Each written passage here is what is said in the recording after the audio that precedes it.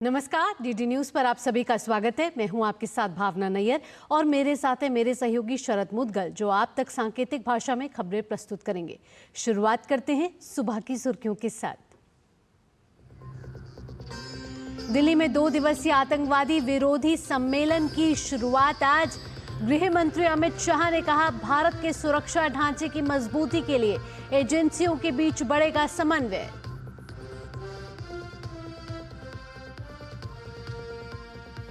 वक्फ board के अध्यक्ष जगदंबिका पाल आज कर्नाटक दौरे पर। बीजापुर और हुबली में वक्फ के खिलाफ प्रदर्शन करने वाले किसानों से करेंगे मुलाकात। बिहार कोकिला शारदा सिन्हा को आज अंतिम श्रद्धांजलि। पटना में राजकीय सम्मान के साथ होगा अंतिम संस्कार।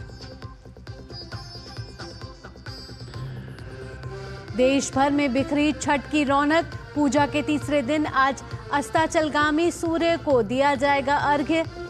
पटना के घाटों पर सभी जरूरी इंतजाम।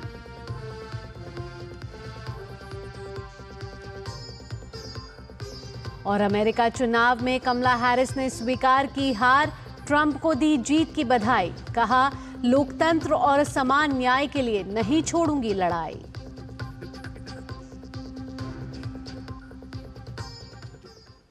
अब खबरें विस्तार से।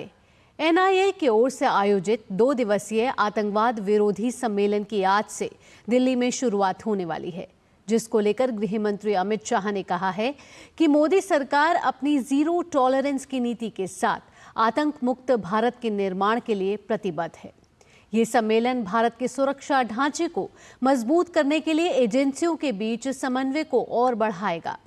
दरअसल ये वार्षिक सम्मेलन राष्ट्रीय सुरक्षा को प्रभावित करने वाले मुद्दों, आतंकवाद का मुकाबला कर रहे सुरक्षा बलों, तकनीकी, कानूनी, फॉरेंसिक विशेषज्ञों और एजेंसियों के बीच आतंकवाद से उत्पन्न खतरों पर विचार विमर्श के लिए एक समन्वय बिंदु के रूप में उभरा है। 2 दिन का ये सम्मेलन आतंकवाद के खिलाफ जांच के अभियोजन और बदल रहे कानूनी ढांचे, अनुभवों और बेस्ट प्रैक्टिसेस को साझा करने, उभरती प्रौद्योगिकियों से संबंधित चुनौतियों और अवसरों, साथ ही अंतर्राष्ट्रीय कानूनी सहयोग जैसे विभिन्न महत्वपूर्ण मामलों पर रहेगा।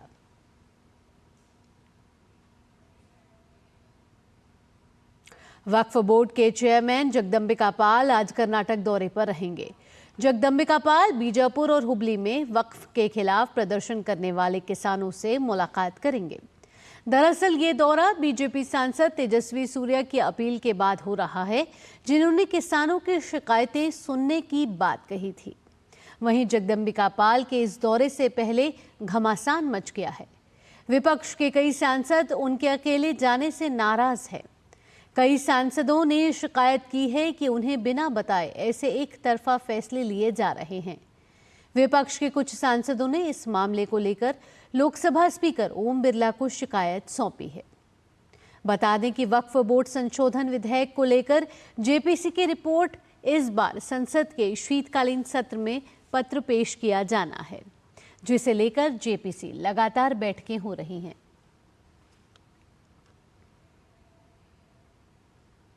बिहार की कोकिला शारदा सिन्हा आज अपने अंतिम सफर पर निकल जाएंगी।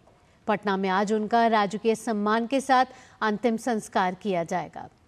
इससे पहले उनका पार्थिव शरीर पटना में उनके राजेंद्र नगर स्थित घर पर रखा गया है। बीजेपी अध्यक्ष और केंद्र में मंत्री जेपी नड्डा समेत कई गणमान्य आज उनके अंतिम दर्शन करेंगे।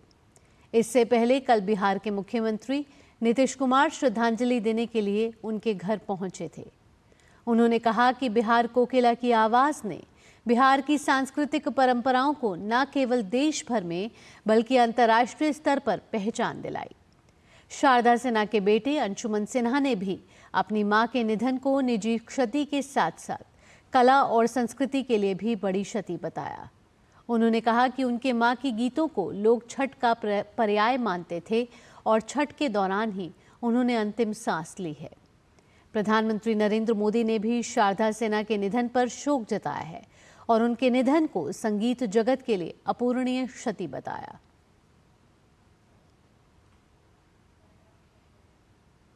लोक आस्था का महापर्व छठ पर्व का आज तीसरा दिन है। इस दिन डूबते हुए सूर्य को अर्घ्य दिया जाता है। आज पूरे दिन व्रती निर्जला व्रत रखते हैं। जल में खड़े होकर सूर्य देव को जल अर्पित करने का खासा महत्व है। इस दौरान बांस के सूप में प्रसाद, फल आदि रखकर अर्घ्य दिया जाता है। सूर्य को अर्घ्य देने से माना जाता है कि मानसिक शांति, प्रगति और समृद्धि का आशीर्वाद प्राप्त होता है। यह व्रत महिलाएं संतान के सुखी जीवन की कामना और परिवार की सुख समृद्धि के लिए रखती हैं। दिल्ली हाईकोर्ट ने प्रदूषण को देखते हुए यमुना नदी के तट पर पूजा की अनुमति देने से इनकार कर दिया है। कोर्ट में दायर याचिका में यमुना नदी में छठ पूजा की इजाजत मांगी थी।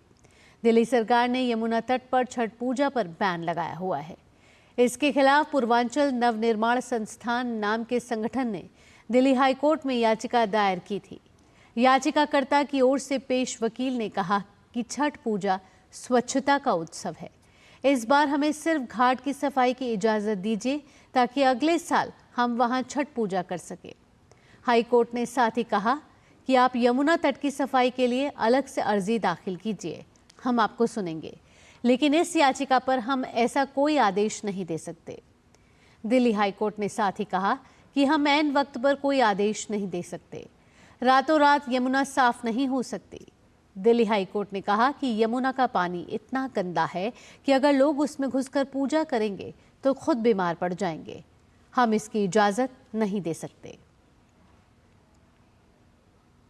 पश्चिम बंगाल की सत्तारूढ़ तृणमूल कांग्रेस के नेता और ममता बनर्जी सरकार के वरिष्ठ मंत्री फिरहाद हाकिम पर संदेश खाली में पीड़िताओं की आवाज बनी भाजपा नेता रेखा पात्रा पर अनुचित टिप्पणी करने का आरोप लगा है। बंगाल विधानसभा में नेता प्रतिपक्ष और भाजपा नेता शुभेंदु अधिकारी ने इसकी कड़ी निंदा करते हुए आरोप लगाया कि मंत्री हाकिम ने रेखा पात्र के लिए अभद्र शब्द का उपयोग किया। शुभेंदु ने साथ ही कहा कि इस टिप्पणी के लिए मंत्री के खिलाफ कानूनी कार्रवाई की जानी चाहिए। उन्होंने राष्ट्रीय महिला आयोग को टैग करते हुए इस मामले में कार्रवाई की मांग की है। राष्ट्रीय स्वयंसेवक संघ के सरसंघचालक मोहन भागवत ने कहा है कि वर्तमान समय में कुछ ताकतें भारत को कमजोर करने का प्रयास कर रही हैं, लेकिन सत्य की विजय निश्चित है। चित्रकूट में आयोजित पंडित रामकेकर जन्म शताब्दी समारोह में संघ प्रमुख ने ये बात कही। अपना पहला चुनाव लड़ने के दौरान अपने प्रचार अभियान की गति को बनाए रखते हुए कांग्रेस महासचिव और वायनाड उपचुनाव की उम्मीदवार प्रियंका गांधी आज वायनाड संसदीय क्षेत्र में 3 सार्वजनिक बैठकों को संबोधित करेंगे। इनमें से एक में वह पार्टी प्रमुख मल्लिकार्जुन खड़गे के साथ शामिल होंगी। आपको बता दें कि प्रियंका गांधी सुबह 11:15 बजे एरानाड विधानसभा क्षेत्र के अकपदम में और फिर दोपहर को नीलांबोर विधानसभा क्षेत्र के पोथुकुल्लू में अपनी पहली बैठक को संबोधित करेंगे। इसके बाद अपराह्न 3:15 बजे उसी निर्वाचन क्षेत्र के चंदकुन्नू में तीसरी बैठक के लिए पार्टी प्रमुख खड़गे के साथ शामिल होंगे। और बढ़ते हैं अब अगली खबर की ओर। अमेरिकी राष्ट्रपति चुनाव में डोनाल्ड ट्रंप से मिली हार के बाद डेमोक्रेटिक उम्मीदवार कमला हैरिस ने अपनी हार स्वीकार कर ली है। उन्होंने डोनाल्ड ट्रंप को जीत की बधाई भी दी। उन्होंने वॉशिंगटन डीसी में हार्वर्ड विश्वविद्यालय में अपने हजारों समर्थकों से डोनाल्ड ट्रंप की जीत को मानने की अपील की। इसके साथ ही उन्होंने अपने समर्थकों से कहा कि अपने आदर्शों के लिए कभी हार मत मानो। हैरिस ने यह भी कहा कि वो लोकतंत्र और समान न्याय की लड़ाई जारी रखेंगी। कमला हैरिस अमेरिकी इतिहास में राष्ट्रपति पद पर दूसरी महिला प्रत्याशी थी। डेमोक्रेट्स ने ही 2016 में हिलरी क्लिंटन को प्रत्याशी बनाया था। दिलचस्प बात यह है कि दोनों ही इतिहास बनाने से चूक गई। दोनों को ट्रंप से ही हार का सामना करना पड़ा।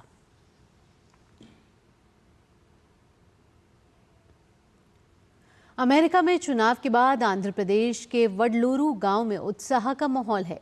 यहां रिपब्लिकन पार्टी के उपराष्ट्रपति पद के उम्मीदवार जेडी वेंस की जीत के बाद जश्न मनाया जा रहा है। दरअसल ये गांव वेंस की पत्नी उषा चिलुकुरी वेंस का पैतृक गांव है। यहाँ लोगों ने पटाखे जलाकर अपनी खुशी का इजहार किया। वडलूरू पश्चिमी गोदावरी जिले के तनुकू शहर से लगभग 3 किलोमीटर दूर है, जहां कभी उषा का परिवार रहता था। उषा के माता पिता सी राधाकृष्ण और लक्ष्मी 1980 के आसपास अमेरिका में जाकर बस गए थे।